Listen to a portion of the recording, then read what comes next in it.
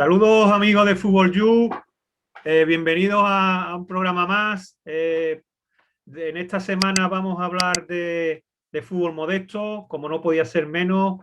¿Y quién mejor que un protagonista que domina esto a la perfección? Una persona que lleva mucho tiempo ya en este mundillo, es periodista, que actualmente trabaja para mucho deporte y Canal Sur Radio. Tenemos al otro lado de la pantalla a Bernardo Ruiz. Bernardo, muy buenas. ¿Qué tal, Antonio José? Muy buenas. En primer lugar, es un honor y sobre todo contar contigo para hablar de lo que nos gusta más y que yo creo por lo que se creó este canal, que habla del fútbol modesto, de las categorías que no tienen tanto altavoz, en definitiva del fútbol que no tiene, digamos, la repercusión que está teniendo las categorías de la Liga de Fútbol Profesional y Segunda B. Bernardo, ¿cómo estás viendo la El honor es temporada? mío. ¿Cómo estás viendo la temporada? Bueno, esta temporada típica por los motivos que ya sabemos de la pandemia y el tema sanitario en el fútbol modesto, es decir, las categorías, digamos, como ya menos visibles que como antes comentaba. La temporada, evidentemente, ha recibido una influencia decisiva de la pandemia del COVID-19 en asistencia de público, en una catarata de suspensiones originadas por positivo en diferentes plantillas, en la entrega de los test serológicos a los diferentes clubes del ámbito senior, juvenil y cadete provincial y, en definitiva, por todo cuanto ha influido en el desarrollo lógico y normal de la competición. Ha sido una temporada atípica precisamente por las exigencias físicas de un calendario en determinadas ocasiones especialmente exigente, en otras directamente inasumible para algunas plantillas, pero en definitiva ha sido una temporada en la que los clubes han debido ser camaleónicos, camuflarse y adaptarse a las circunstancias sin lugar a dudas. Aquellos con una estructura más potente y mejor estructurada han sabido responder a las exigencias de la competición, y aquellos que carecían de la más mínima preparación en cuanto a una estructura interna, pues evidentemente han sufrido los rigores de una campaña inusual, atípica, y ojalá que sea la última relacionada con la COVID-19. Efectivamente, que así sea, Bernardo. Comentarte, también ha sido un poco atípica en el sistema de competición, ¿no? Nos salimos un poco del formato habitual que teníamos, entre otras cosas, porque la Real Federación Española de Fútbol ha dictaminado que va a haber una reestructuración. Y bueno, ¿cómo lo has visto? Y si crees que es lo más justo, Bernardo, o crees que el sistema actual se adecua bastante bien a las necesidades que había. El sistema actual ha sido quizás la solución menos lesiva para los intereses generales de los clubes, de la propia competición y de la Real Federación Andaluza de Fútbol, en tanto en cuanto la coyuntura era la actual, pero evidentemente no es un modelo que se pueda patentar en un futuro sólido, porque responde a una necesidad perentoria originada por la pandemia. Antonio José, no es no es ningún secreto que el formato de competición actual carece de la más mínima capacidad de respuesta para los clubes más preparados, porque ha habido infinidad de sorpresas, se ha multiplicado la capacidad sorpresiva de los clubes con menos potencial, básicamente porque ha habido muy pocas jornadas, y el ascenso precisamente a la futura Primera Real Federación Española de Fútbol está plagado de clubes que a priori no hubieran conseguido el ascenso de categoría en una liga de 38 jornadas.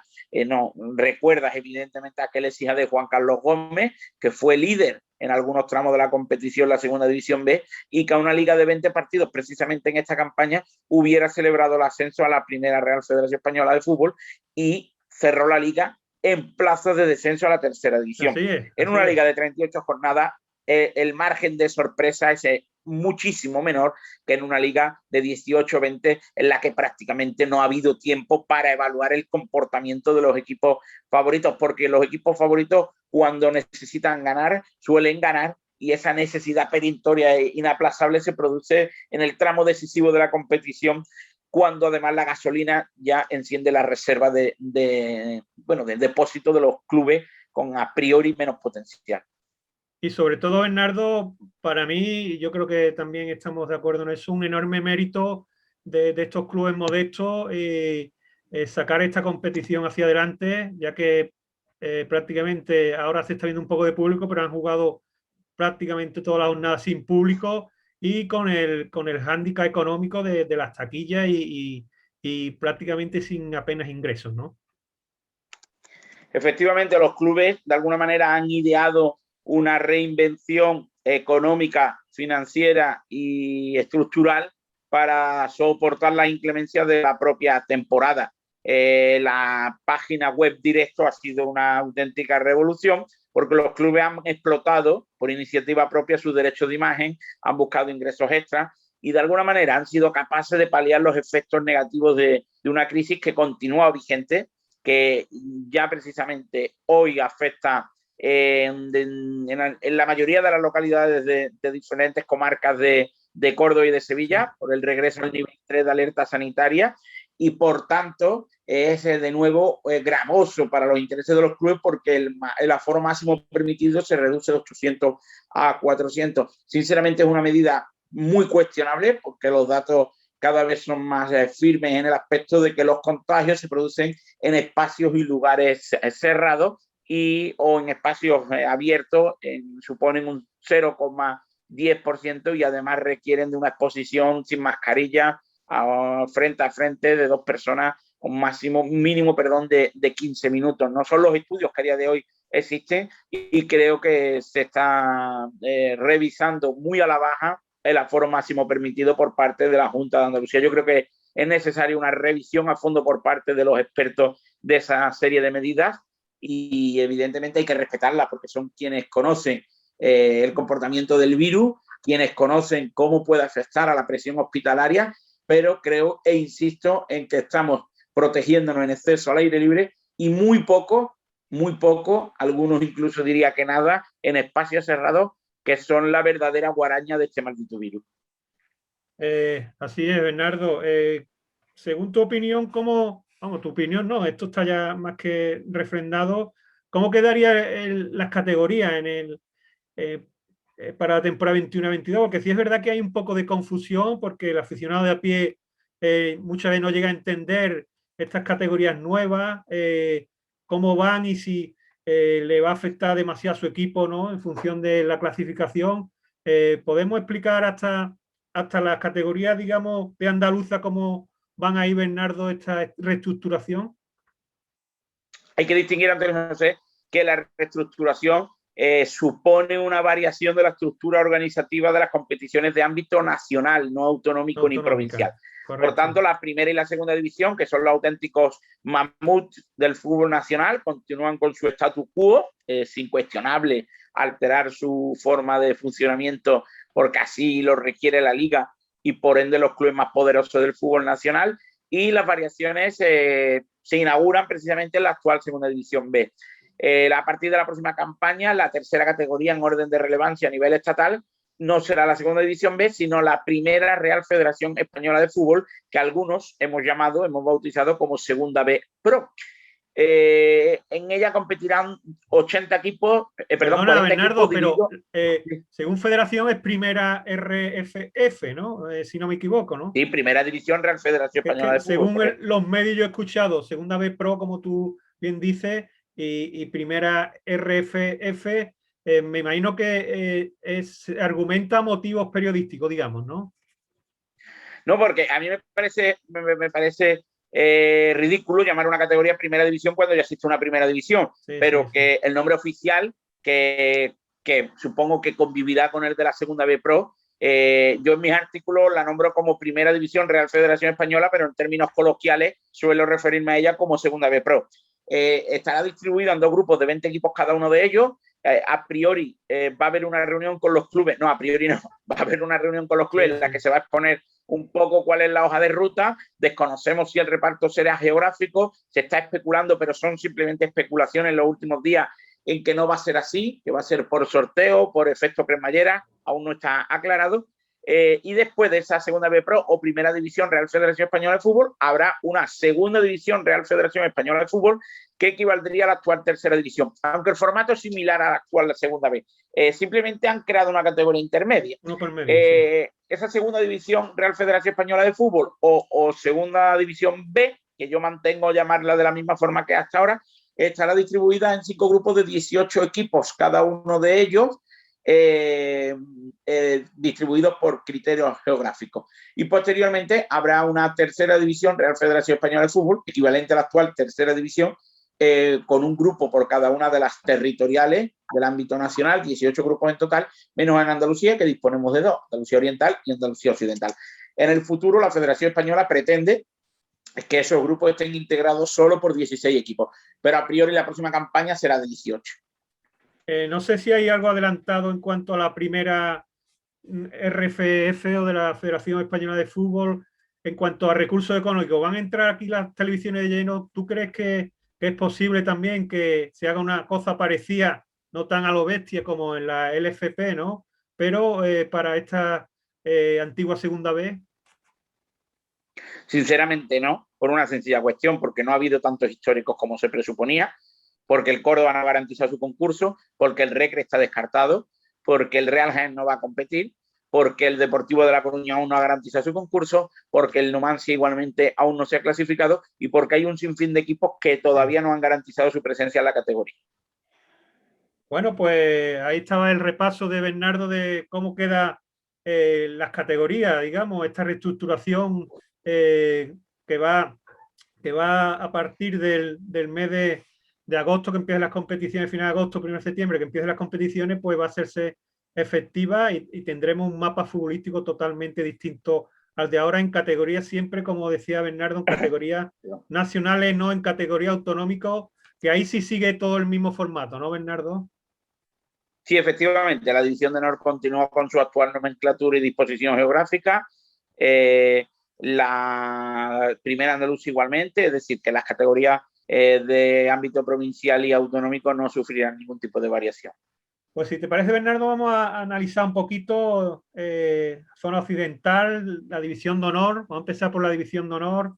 En la fase de... Primero vamos a analizar la fase de descenso. Recordar que aquí son 7 equipos los que bajan y 4 los que se salvan. Si no me equivoco, rectifícame si es así, efectivamente. Entonces, tenemos un grupo en el que, como ya decía, había 11 equipos, 7 bajan, 4 se salvan. ¿Cómo está viendo esta competición en la que hay algunos equipos como el Atlético Algabeño que prácticamente por un pelo nos han metido en el otro, que vamos a hablar más adelante, que es la fase final de ascenso de esta división de honor? La igualdad ha sido máxima y prácticamente la nota dominante durante el primer tramo de la competición en la división de honor, y yo creo que hay que establecer 2 grupos, ¿no? Yo creo que hay 2 equipos virtualmente descendidos, Écija Balompié y San Roque de Cádiz, el conjunto Campos Gibraltareño, y el resto, pues yo creo que equipos bueno, pues va a haber literalmente una guerra fratricida por evitar el descenso a la primera andaluza, además una competición muy exigente en cuanto a calendario, porque ya la gasolina precisamente no está con el depósito completo y sí va a continuar siendo una capacidad de respuesta, va a continuar exigiendo una capacidad de respuesta por parte de los clubes participantes. Con independencia de Écija Balompié y San Roque Balompié, el Bollullo prácticamente se había clasificado, entre comillas, al igual que el Atlético Nubense, con un margen de maniobra muy alto. Sin embargo, sus últimos resultados ya están comprimiendo precisamente esa capacidad de calma y de relax, porque el Bollullos perdió la semana pasada ante la agrupación deportiva San José, por ejemplo, y su futuro no se aclara de forma tan reveladora como confiaría haber aclarado el conjunto del condado de Huelva. Va a haber igualdad absoluta hasta prácticamente el final de la competición. Sí que es cierto que hay 2-3 equipos con menos opciones que el resto, además de los virtualmente descendidos Écija y San Roque, y por tanto va a ser una competición atractiva hasta el final. Hablabas, Bernardo, del Écija Balompié, hasta antes de ayer, como el otro que dice, te veíamos por aquí por el San Pablo, viendo a rivales como Club Deportivo Badajoz, en fin, equipos de mucho peso histórico incluso. Y bueno, Bueno, y ya no voy porque no soy bien recibido, no porque no quiera.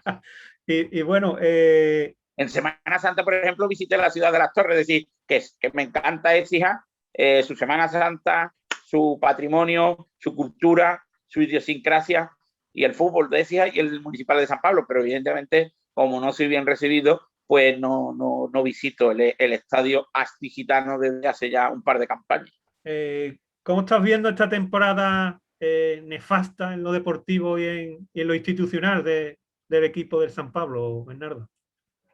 Bueno, pues yo creo que hay dos víctimas claras, que son Sebastián Álvarez y Carlos Conejero, que han sido dos entrenadores con una cuota de riesgo altísima, que han creído en su profesionalidad para evitar un descenso prácticamente sentenciado desde antes del inicio de la pretemporada, y una plantilla sin el nivel adecuado a la categoría, es evidente, es indudable y es incuestionable, pero que son otra víctima más del sistema que se ha construido en San Pablo en los últimos años. Al principio, con la connivencia de determinado sector y no solo del público, y posteriormente ya prácticamente sin apoyo, el Écija Balompié está perpetrando el mayor ridículo de su historia, porque se puede competir en regional preferente. El Écija Balompié ha competido en regional preferente, la antigua. Se pueden llegar a tolerar episodios nefastos de rendimiento deportivo, pero la afición no puede ni debe ni soportar ni tolerar el abandono más absoluto a la institución, a su historia y sobre todo al respeto que se ha ganado el equipo más laureado de la provincia de Sevilla, sin lugar a dudas, solo, y repito, solo, por historia, con una menor capacidad de atracción que el Sevilla Fútbol Club y el Real Betis Balompié. Después de los dos históricos del fútbol sevillano, el Écija Balompié, sin ningún género de duda, el representante más laureado, y es, además, por merecimiento propio, un equipo que debería haber sido protegido por instituciones públicas de ámbito local y provincial ante un abandono miserable por parte de quienes además se niegan a asumir la realidad del club. Y después, en el ámbito institucional, además hay otra cuestión. Yo, cuando se escenificó la venta del socio de Ángel Gómez Mariscal a un determinado capital social, yo fui el primero en recelar, porque sabía con absoluta certeza que precisamente no estaban lo suficientemente bien asesorados quienes querían comprar el club para desposeer de su capital social a Ángel Gómez Mariscal. Había herramientas jurídicas, había capacidad judicial para retirar a Gómez Mariscal de San Pablo, pero creo que no hubo la suficiente visión empresarial ni altura de mira para acometer un proyecto que requería de un esfuerzo colectivo sin precedentes. Bueno, pues esta es la opinión. El otro día teníamos de invitado a Juan Carlos Gómez, como tú bien sabes, que milita en el grupo 9, en el Vélez, que está haciendo un temporadón primero y va a disputar la fase de ascenso. Y es que, como el otro que dice, en la 16-17 este equipo quedó, ascendió de categoría, yo creo que hizo lo más difícil Bernardo, y luego incomprensiblemente se ha caído como un castillo de naipes, ¿no? Sí, ascendió. Hay que recordar, porque con independencia de sus defectos, de sus virtudes y de sus errores, hubo 4 personas que significaron la resurrección del Écija Balompié. A unas me une buena amistad, a otras ningún tipo de relación, y con otras pues mi relación es fría. Es decir, que no hablo con fin partidista, que fueron Guillermo Pavón padre, que fue Esteban Molina y que fueron los jugadores Úbeda y Alejo. Los 4, junto con la ayuda de Pepe Luis, desbloquearon una situación que era de emergencia absoluta con las deudas. El club evita su desaparición gracias al apoyo de esas 5 personas. Algunas continúan durante toda la temporada, otras se marchan, pero aquellos días de infausto recuerdo hay que reconocer la aportación decisiva de los 5, de un grupo de importancia capital para la historia del club desde aquel día.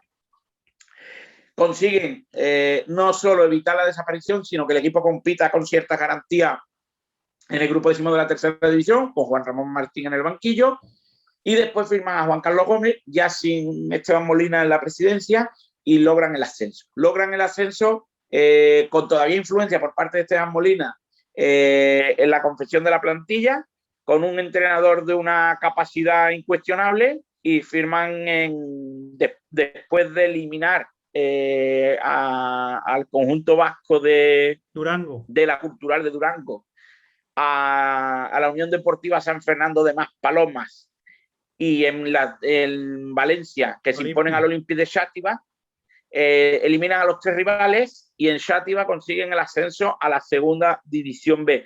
Un Eixia Balompié en el que militaban Ezequiel Lamarca, en el que militaba Curro, en el que Mollita, militaba Alejo, decir, ¿perdón? Mollita, Mollita. En definitiva, un equipo que esos mismos jugadores, la gran mayoría están en tercera división, incluso algunos en segunda vez, y que se demostró que ese bloque era un buen bloque, Bernardo. Claro, era un buen bloque, era un bloque no excesivamente caro, era un bloque con un presupuesto relativamente asumible para la categoría. Si el Eixia Balompié es capaz de reunir 700, 800 mil socios, pero después hay otra cuestión. La afición de Écija en segunda división B no respondió como debiera. No respondió como debiera porque el Écija creo que reunió 650, 700 abonados. Écija, si de verdad quiere fútbol de segunda división B, que por estructura y por ciudad es capaz de soportarlo, necesita que haya 1.000, 1.200 abonados fieles al club, con independencia del proyecto, siempre que sea un proyecto seco. El Eixia Balompié no es sostenible en la primera andaluza, no es sostenible en la división de honor con un proyecto que es absolutamente mentira, porque no hay proyecto ninguno. Y el proyecto actual de Eixia no existe. El proyecto actual de Eixia es que Carlos Conejero, con su profesionalidad, sea capaz de aislar a la plantilla, entrenar en las mejores condiciones posibles, que no existen, y tratar de rendir al mejor nivel posible. Pero Carlos Conejero y Sebastián Álvarez son entrenadores, no son magos. Por tanto, son capaces de obtener un rendimiento óptimo a tenor del nivel de la plantilla y de los medios de los que disponen. Por tanto, yo creo que son las 2 principales víctimas del Eixia Balompié, además de la afición, son los entrenadores. Totalmente. Sobre todo, Bernardo, que aquí había un problema de credibilidad. Eso yo creo que es lo peor que puede pasar en un club, ¿no? Que se venda una cosa que después no va a pasar, ¿no? Claro, pero y además fuimos algunos los que desde primera hora, porque no sé si recordáis, es que Ángel Gómez Mariscal ha convertido a un hombre de indudable reputación a Eduardo Serrano y José Luis Soto. Porque José Luis Soto y Eduardo Serrano acumularon errores, acumularon cuantiosos errores. También acierto. Pero por lo menos había una gestión, había una dirección de club.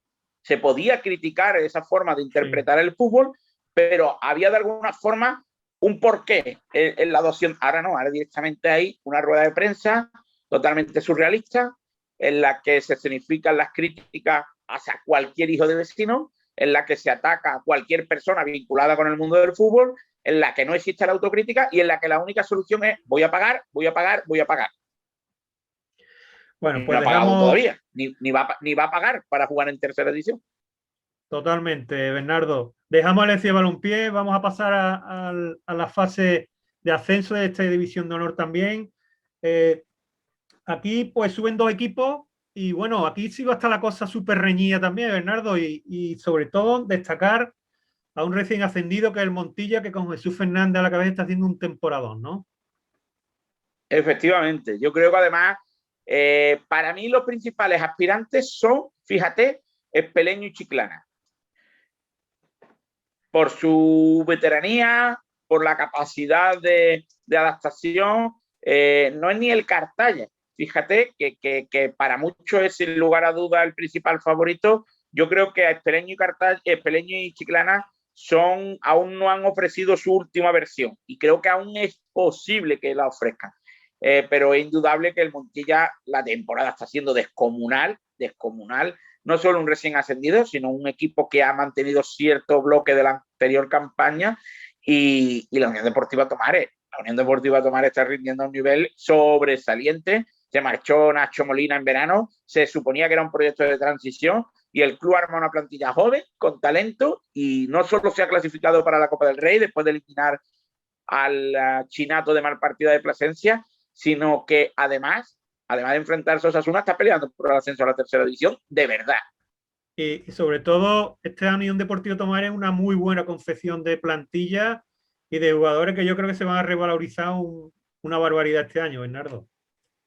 Sí, porque son muy jóvenes, son chicos con talento. También el entrenador Rafa Tubio se va a revalorizar porque es un técnico joven que nunca había ejercido en el ámbito amateur, en el ámbito senior, y que ha respondido con creces a la apuesta de la directiva que dirige Javi Falcón, que precisamente es otro club que está construyendo con un proyecto serio y a largo plazo una estructura digna de competir en la tercera división.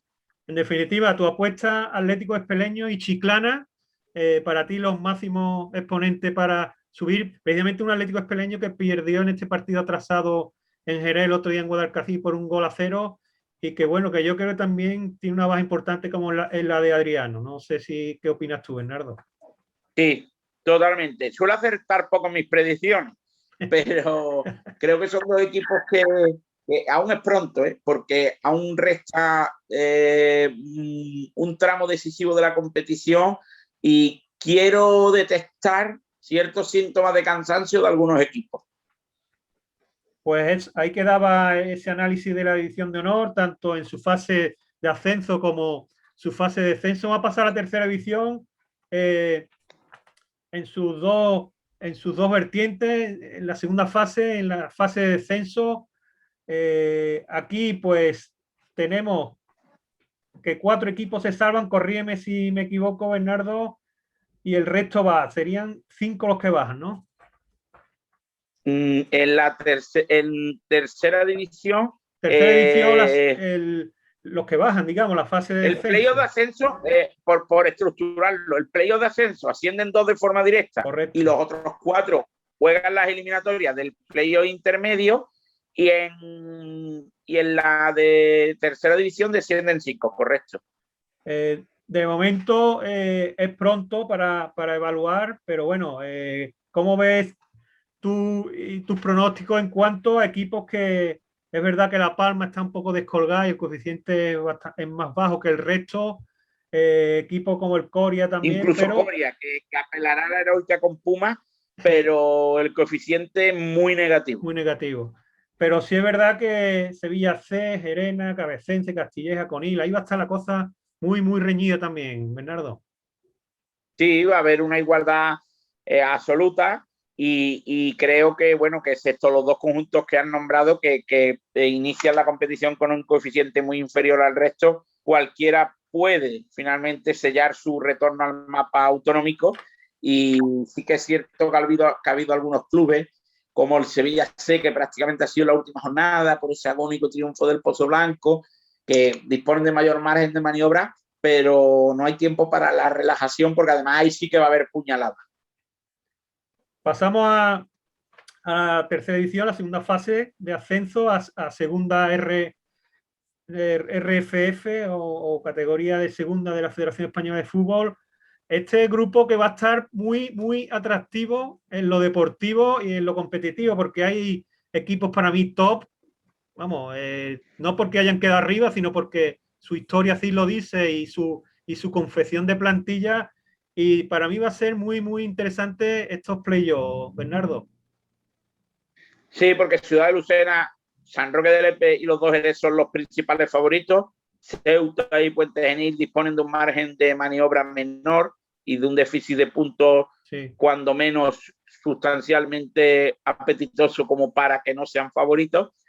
San Roque del Lepe ha rendido un nivel descomunal. Para mí es el principal favorito. Y la incógnita es cómo responderá el Jerez Club Deportivo, es decir, el antiguo, a la trayectoria en esta fase de la competición.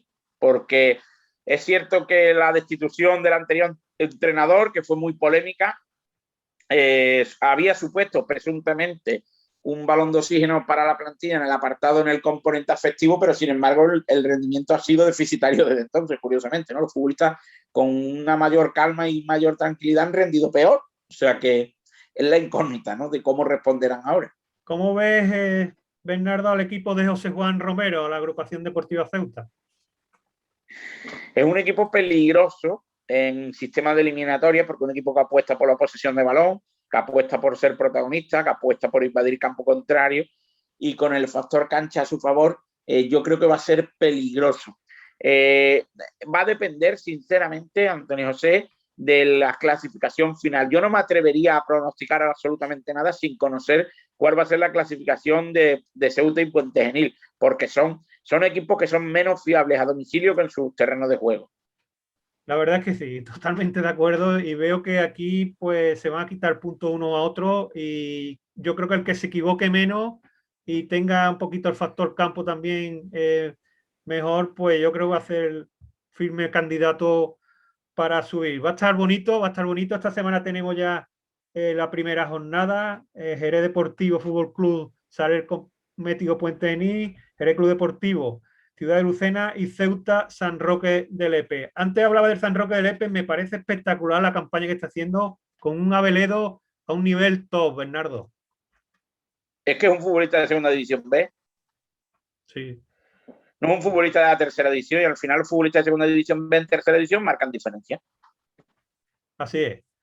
Bueno, pues terminado este repaso, Bernardo, destacarme algo de los distintos grupos de la geografía española, algún jugador que te está llamando la atención, algún equipo que por su forma de trabajar, su gestión... Curiosidades, por ejemplo, la gimnástica segoviana ya ha ascendido, sin ningún andaluz en su fila, por tanto no hay vinculación geográfica con la plantilla de nuestros espectadores. Es precisamente del Ciudad de Lucena Alex Caramelo, de Salamanca, que jugó en el Salmantino, ahora rinde a un nivel fabuloso en el Club Polideportivo Cacereño, que este fin de semana recibe al Montijo, partido clave por el playoff de ascenso a la segunda división Real Federación Española de Fútbol. Y hay un equipo, por ejemplo, en Extremadura, el Jerez Club de Fútbol, en el que hay una colonia de andaluces, Jerez de los Caballeros, ¿no? Por ejemplo, Jerez de los Caballeros, Jaime Márquez, central de Alcalá de Guadaira.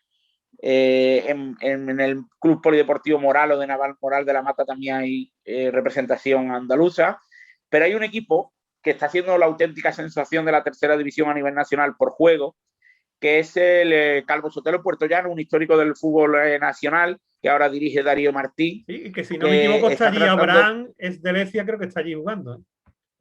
Está Abraham, está Juanito Pliego y está Espinar, 3 jugadores con pasado de Sevilla. También el central es granadino Manolo Molina, y disponen para mí el mejor mediocentro de la categoría, que es Valdivia. La pasada jornada empató 1-1 contra el Toledo de los sevillanos, del sevillano Fran Sabaté y el gaditano Cubero. Son los dos andaluces que militan. Samu Gómez, que es adoptado por Andalucía porque es de la zona de Motril, aunque no sea de nacimiento andaluz, pues el Club Calvo Sotelo Puertollano, que está haciendo la auténtica revelación. Hay representación andaluza en algunos de los mejores equipos a nivel nacional. Y después 2 detalles. Hay 2 equipos prácticamente ascendidos, 2 capitales de provincia. Es una buena noticia siempre que las capitales de provincia abandonen el lodo de la tercera división, que son el Teruel, que prácticamente necesita una última cuota de puntos mínima para certificar su ascenso, y el Cristo Atlético de Palencia. Y en el plano negativo, el Real Jaén no podrá ascender, y en el mejor de los casos continuará la tercera división, que la próxima campaña es la 5ª categoría del fútbol nacional. A eso iba, hablar un poquito del grupo 9. Ya adelantamos algo el otro día con el míster Juan Carlos Gómez. ¿Cómo veis esos playoffs? ¿Cómo ve tanto por el subgrupo A como el subgrupo B los clasificados? ¿Y qué pronóstico ves tú ahí, equipo claramente que pueda subir, Bernardo? A mí no me ha sorprendido, aunque a la mayoría de los especialistas del fútbol sí, el Atlético Mancha Real de Pedro Bolaños, es jugador del Córdoba Club de Fútbol y de la Unión Deportiva Melilla. Pedro Bolaños ha reunido una plantilla de un nivel absolutamente incuestionable, con jugadores de la talla de David Ordóñez, lateral derecho que milita en el Zamora, o José Enrique, un delantero que fue del Estudiante de Almería y que explotó en el Arenas de Guecho en la segunda división. Goles por José Enrique. José Enrique, que era una estrella del fútbol playa y que ha recuperado su mejor nivel y su mejor versión en el Atlético Mancha Real. El Antequera de Aibar aún no ofreció su última palabra. quizás eclipsado por el Vélez de Juan Carlos Gómez y el profe Ortega, el preparador físico de Palma del Río, con para mí el mejor portero de la categoría, con Miguel Guerrero, el ex portero del San Fernando y el Jerez Club Deportivo, y son sin lugar a dudas el rival a batir en ese playoff. Y cuidado con el Torredón de Manuel Chumilla, porque ha sido capaz y además con un Jorge Vela descomunal, jugador que está ofreciendo un nivel de Miguel segunda Monte división también B. está jugando ahí, ¿no? Sí, firmó después de abandonar el Real Jaén. Pero el mejor jugador de la plantilla, sin lugar a dudas, está siendo Jorge Vela. Y en el Matías Prats están siendo muy creíbles y están siendo muy, muy determinantes. Para mí, uno de los factores principales que no va a influir este año en el playoff es el público. Y ojalá que la próxima campaña haya público, porque el ritmo de vacunación sea adecuado, porque quienes gobiernan detesten que la peligrosidad al aire libre es muchísimo menor que en espacios cerrados y que permitan y abran las pistas de que la afición pueda congregarse en los estadios siempre cumpliendo con las medidas, y porque el formato de playoff la próxima campaña recupere su esencia de siempre. Perdón por el catarro. Sí. Porque el playoff actual no es ni la sombra del playoff de siempre. Pues Bernardo, con esto vamos a despedir. Yo creo que hemos hecho un repaso bastante amplio de las categorías del fútbol modesto, sobre todo Andalucía Occidental, que nos hemos parado un poquito más del resto de España, de lo que tú conoces, y bueno, también del grupo 9 de Andalucía Oriental. ¿Algo más para terminar, Bernardo, para esta fase final o este último tirón que tenemos de competiciones? Que disfruten del fútbol, que disfruten de los playoffs, que aunque no sean los playoffs de siempre, siguen siendo los playoffs. Pues agradecerte, Bernardo, que hayas pasado por Fútbol You. Es un placer, porque tener a Bernardo siempre aprende uno un montón, sobre todo de estas categorías, como hemos hablado, que tienen menos visibilidad, y sobre todo hay mucho seguimiento por los aficionados también, por qué no decirlo, que a pesar de que no tienen tanto altavoz como la Liga de Fútbol Profesional o la segunda vez, pero no por ello son importantes. Bernardo, un saludo, gracias por estar aquí y hasta otra ocasión. Un fuerte abrazo para todos, cuidar mucho. Un saludo. Bueno, pues hasta aquí nuestro programa de hoy.